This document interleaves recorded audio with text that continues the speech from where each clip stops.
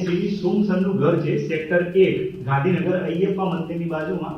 અમે લોકો અહીંયા ફેબ્રિકેશનનું કામ કરવા આવ્યા છે, પણ સર એ અમારું કામ જો એકદમ પરફેક્ટ અમે કામ કરીએ છીએ તો પણ સર અમારી બધી જ ભૂલો નીકાળી રહ્યા છે અને વારી ઘડી એમને ટોક કરે છે.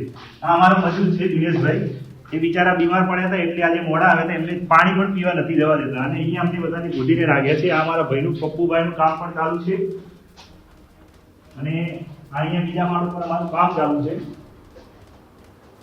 અહીંયા નીચે દરવાજો અને બહારની બાજુ પણ સર દરવાજો લોક કરીને જતા રહ્યા છે અને અમારા જોડે પાણી પણ હાલ પીવાની હાલતમાં નથી.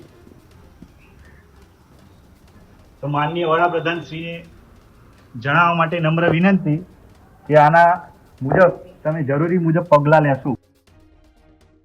આ સીવી સોમ સરનું ઘર છે.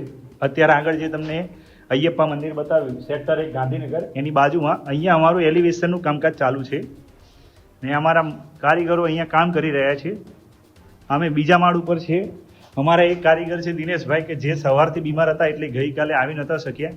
એમને દવા પણ ગરવા માટે નથી જવા દેતા અને પાણી પણ નથી પીવા દેતા કેમ કે અહીંયા બધું જ લોક છે. અમે એકદમ કમ્પ્લીટ કામ કર્યું છે તો પણ સર અમને અહીંયા પૂરી રાખ્યા છે અને ક્યાંય જવા નથી દેતા.